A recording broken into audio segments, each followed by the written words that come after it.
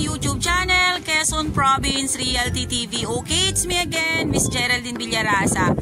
Andito naman po ako ngayon sa bayan po ng Del Gallego, Camarines Sur. Yes, Del Gallego, Camarines Sur na naman po ang inyong lingkod ngayong araw.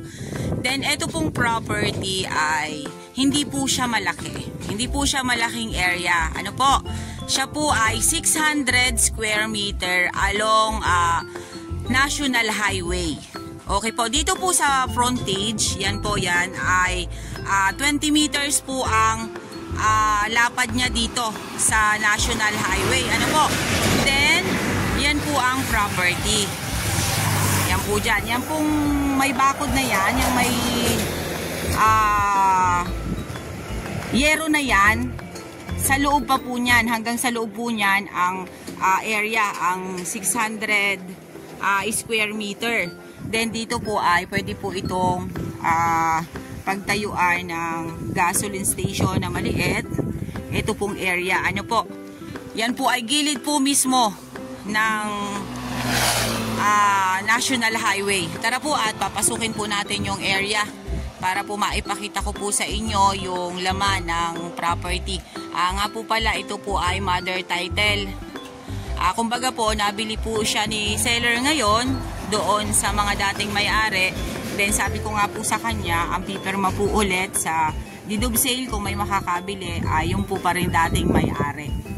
Ayan po, ito po yung loob nung ni tatay, nung pinakang bakod ni tatay dito sa loob po ng area.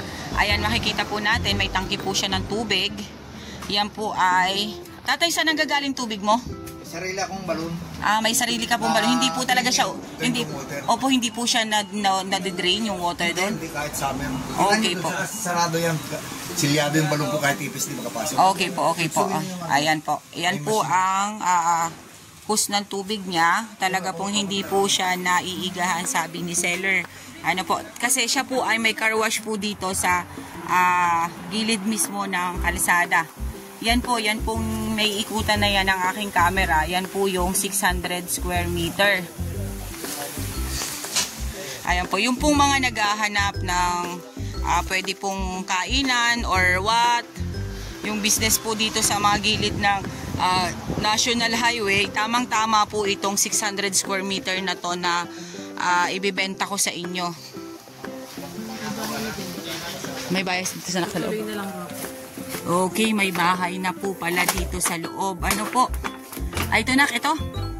Okay, papasukin po natin. May bahay po dito si seller. Ayan po siya. Ayan po ang 600 square meter. Ito po yung balon niya na sinasabi kanina na nakasilyado talaga na hindi po siya nadidrain. Ayan.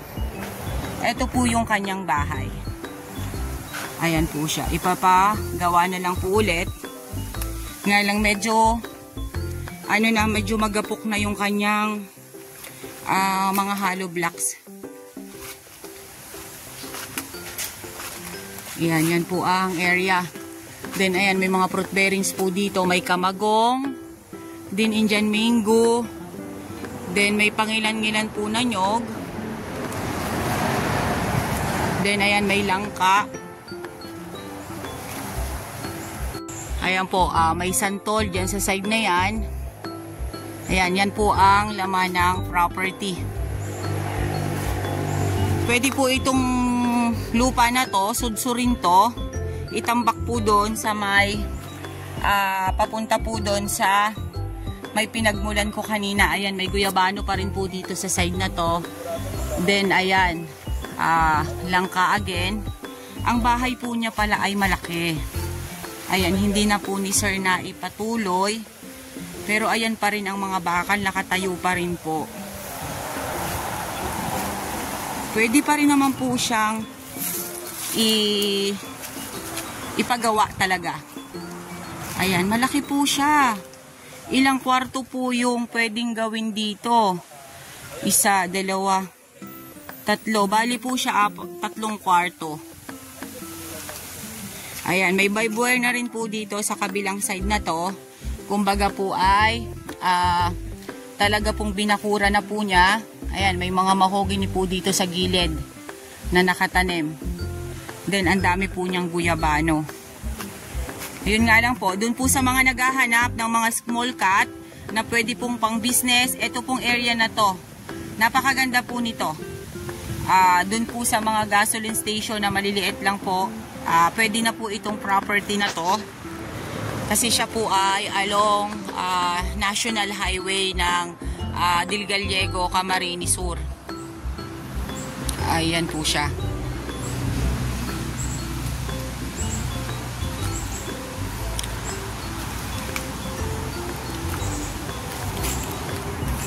Commercial lot po itong property na to ni tatay.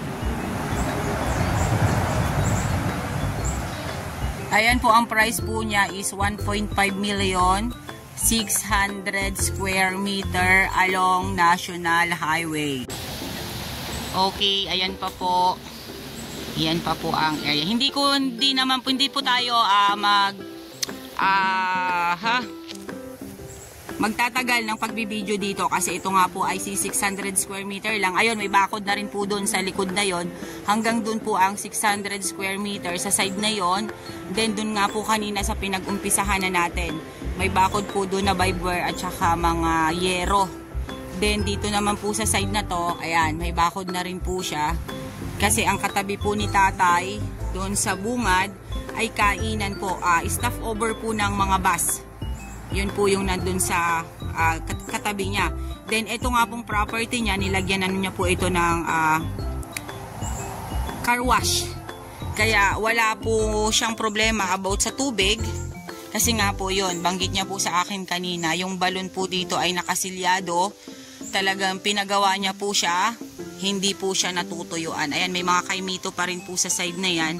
Then mga bayabas. Para po ito sa mga small business na pwede pong itayo dito sa property. Ano po? 1.5 million po siya, 600 square meter along National Highway. Ayan, ayan po ang balon na silyado, sabi niya. Totoo naman po talaga, ang linaw po ng tubig niya. Wala po kayong po problemahin about po sa source of water. Ayan.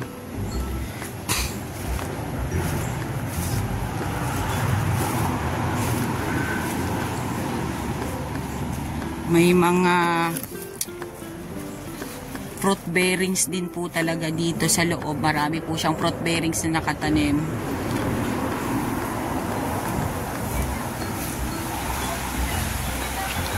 Ang sukat po niya ay 20 by 30. 20 po yung harap, tapos papalikod po ay 30.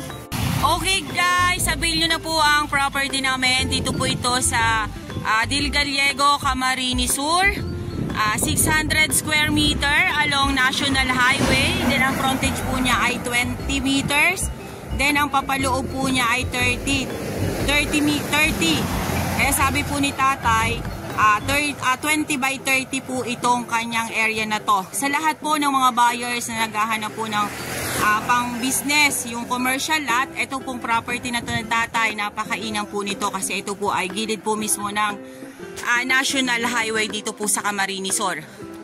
Okay po, ang price po nito is 1.5 million. Slight nego po si tatay dito. Okay po, dito po ay may source na po ng tubig.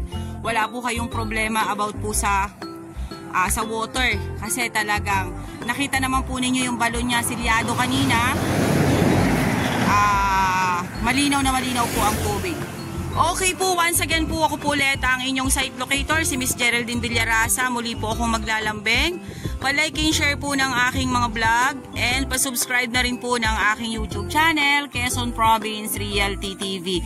Then yung pong about sa documents nito, nabanggit ko na po kanina na siya po ay nasa mother title. Ang pipirma po ulit ay yung dating may-ari na binilhan ni seller ngayon. Okay po, thank you po for watching.